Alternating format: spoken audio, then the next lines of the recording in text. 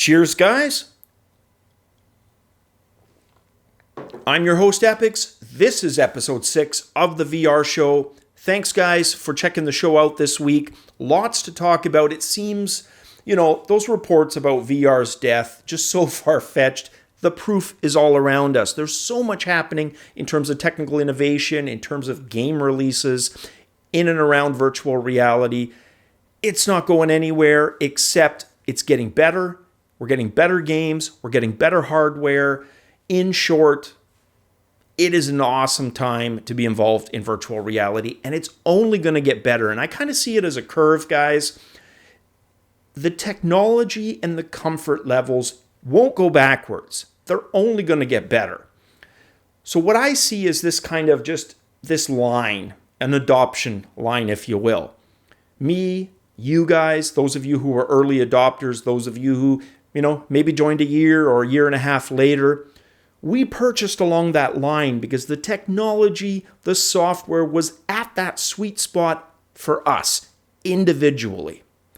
There's still naysayers out there. There are cynics. There are naysayers and cynics both that are also gamers.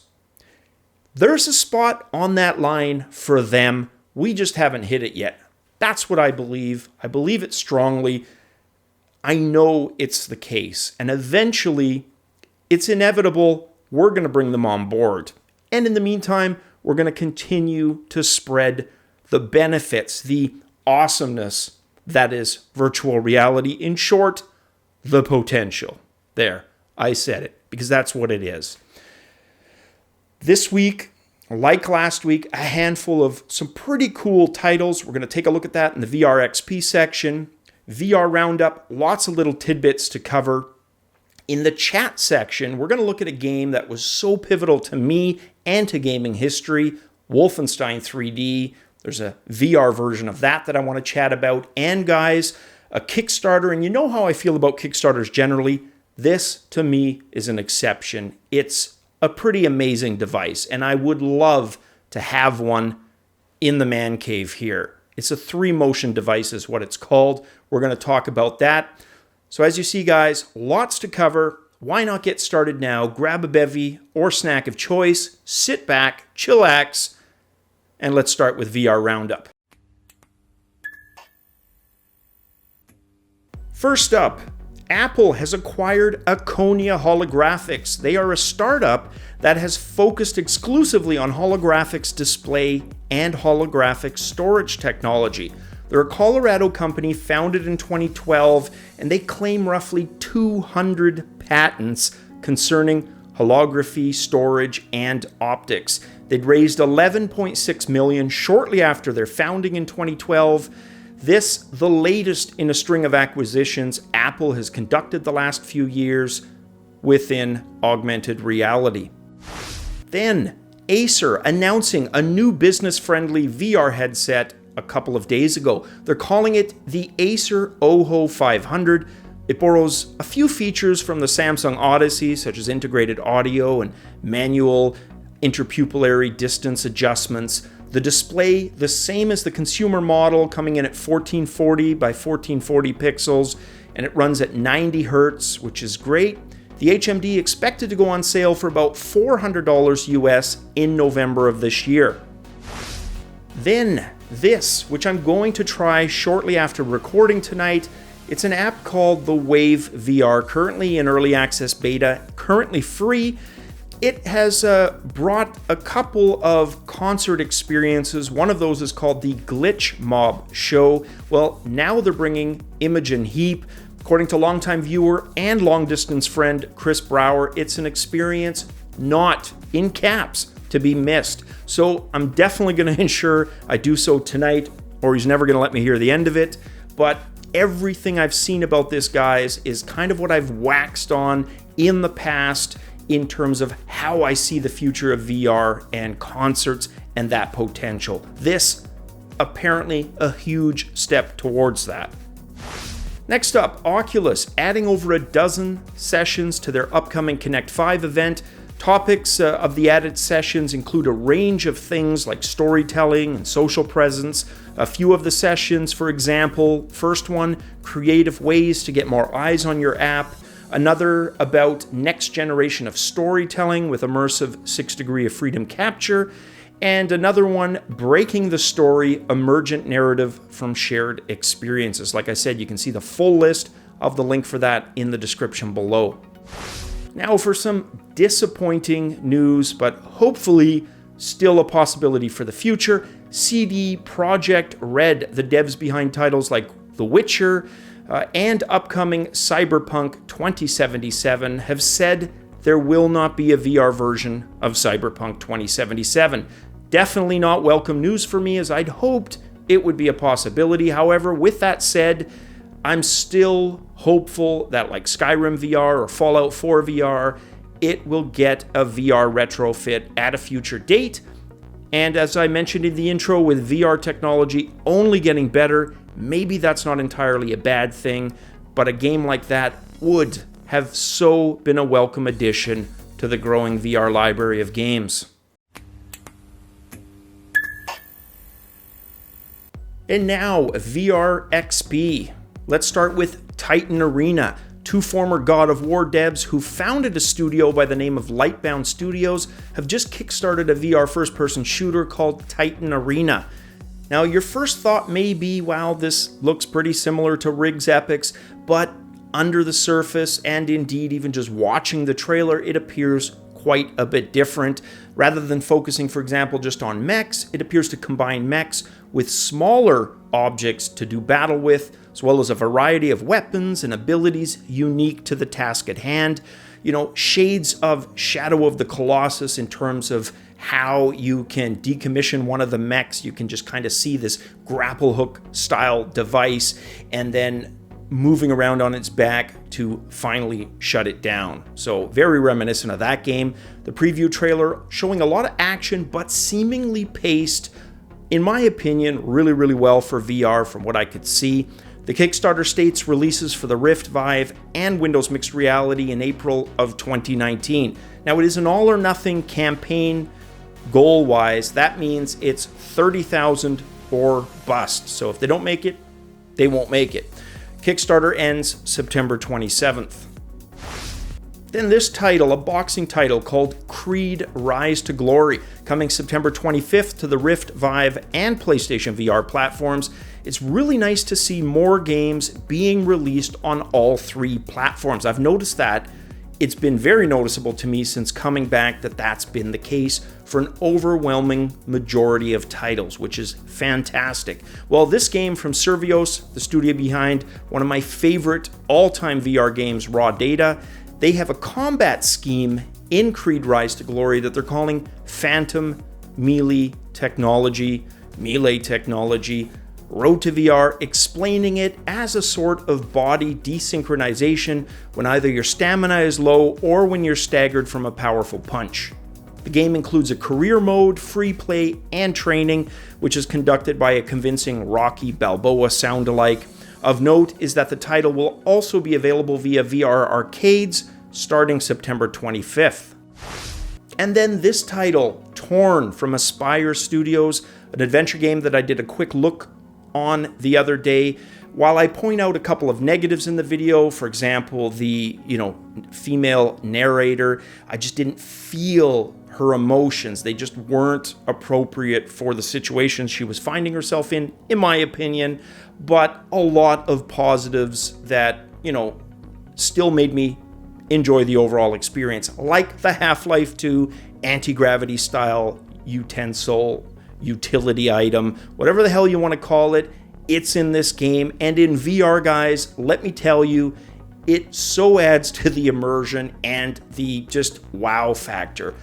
Pretty much everything on the sets in that game is stuff that you can manipulate either by pushing it over with your hands or via this utility tool, this anti-gravity gun, and it's just an absolute blast. So check that quick look out if you haven't.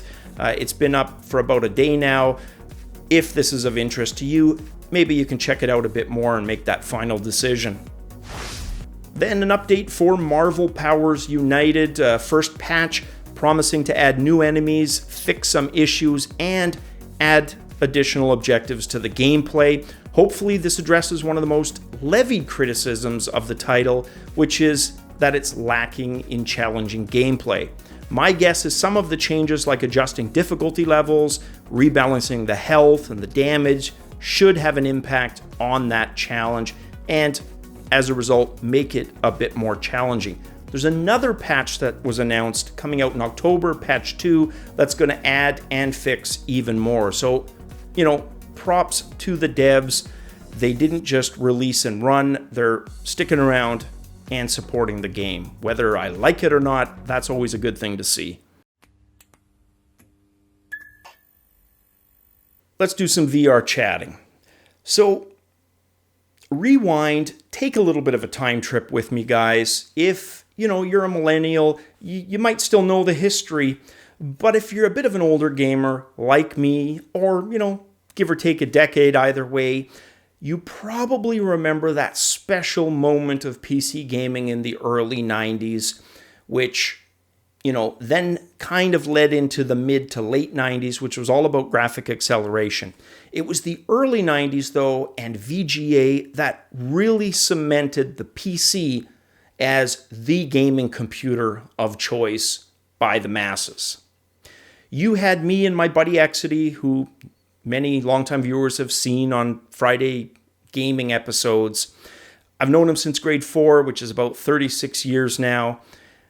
The summer of 1991, guys, we had all but firmly decided, that we would leave behind our Amiga wives to move in with our PC mistress. The reason? 256 color VGA.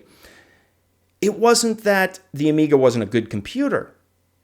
I would argue sound and music didn't get its PC equal until probably the Gravis Ultrasound. Because the Ad-Lib and the Sound Blaster, hell no. But graphically, even though we had the Apple IIgs in the late 80s, it wasn't fast enough to really push 3D or quasi-3D games well, like the PC.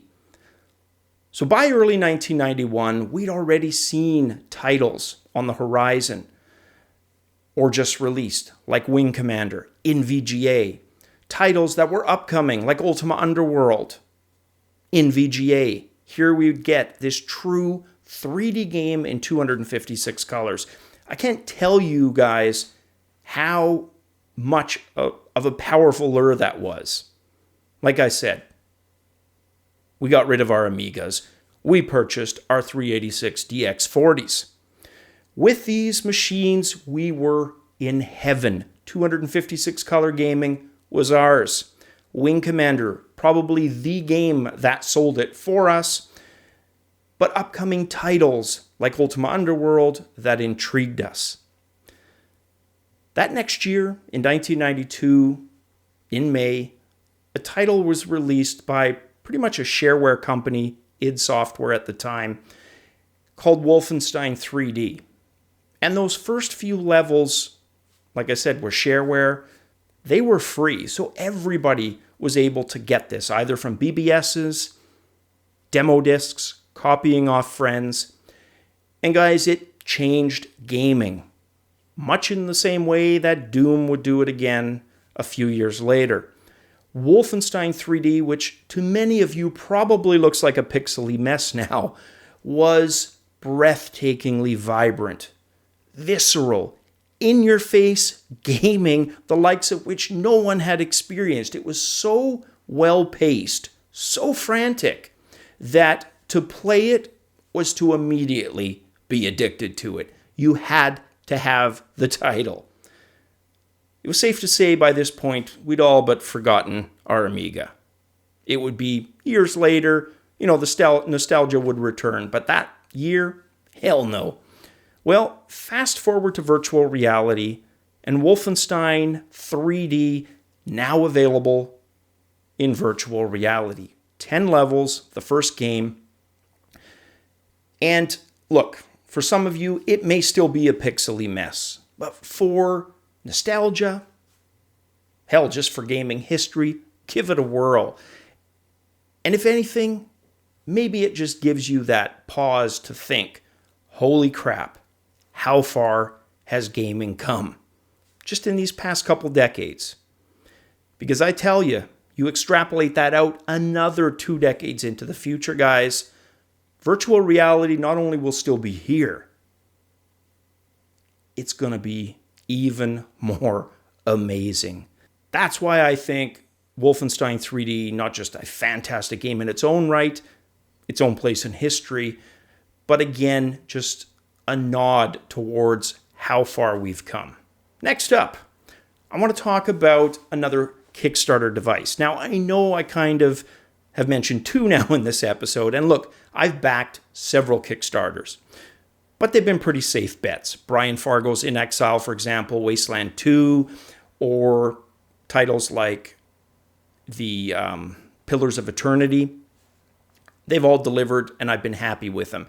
But there's been Kickstarters that haven't delivered, so I'm always a little bit wary. And this may end up being one of those, but the 3Motion cockpit device, guys, take a look at this trailer. So as you can see here, guys, the person in this cockpit spinning around. There are removable controls you can get for this. It's a 3 degree of freedom motion simulator. Imagine playing games like Elite Dangerous, DCS World 2.5, Project Cars 2, Assetto Corsa, etc., etc. It would just add to the immersion so much. Probably to the hurl quotient as well, because if you're not good with motion sickness, this is probably not going to be for you and may send you completely over the top and, paint your room in some unsavory substances. But these guys have raised their campaign target pretty quickly. They hit it in just a few hours.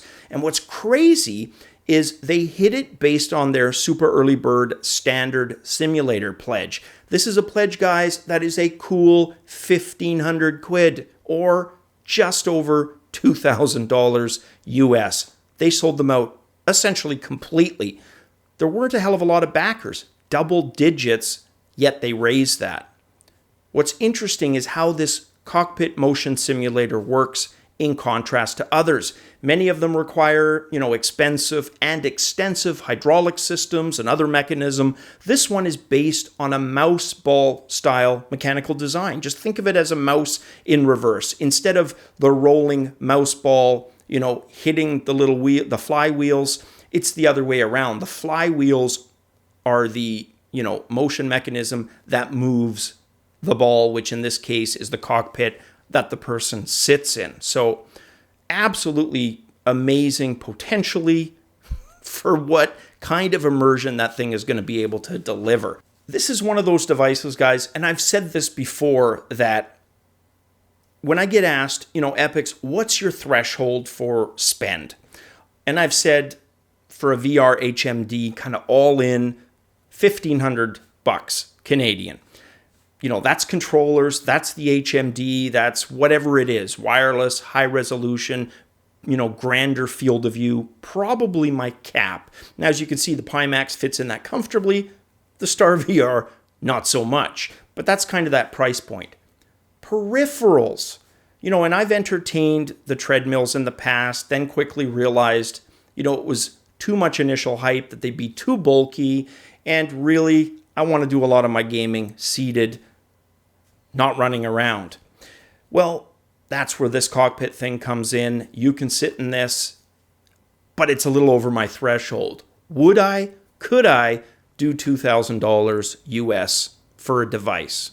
And I guess the answer to that question for me would be, if it can do all the games that I enjoy in virtual reality that are cockpit based, the answer is probably a strong maybe to maybe even a yes, if somehow I could subsidize it or, save up for it. But definitely intriguing. This was one that caught me right away because, and I've said this, harped on it to death, doing what your in-game avatar is doing in real life is the ultimate in immersion. And it's what makes the cockpit experience, to me, so profound, right? Take Elite Dangerous, throttle, flight stick, in-game avatar doing exactly the same thing. In fact, I even Velcro them to the same spot. I look down, what I see is what I feel. Now imagine that with this cockpit for Elite Dangerous. Actually going up, down, pitching, yaw, all of that while you're doing dogfights or car racing or flying jets. All kinds of potential. Let me know what your guys' thoughts are on this device. Is it over your threshold just like it is mine? Is it within? Is it something you'd never consider? Or is it a maybe? Let me know, guys. And with that said, there's been lots to talk about this week. Also, I'd like to ask you guys, just before we call this a show, if you'd like to have a streaming episode. If that's the case, let me know your support for one of those. And I also want to thank you. Speaking about support, I'm just going to do a quick plug here.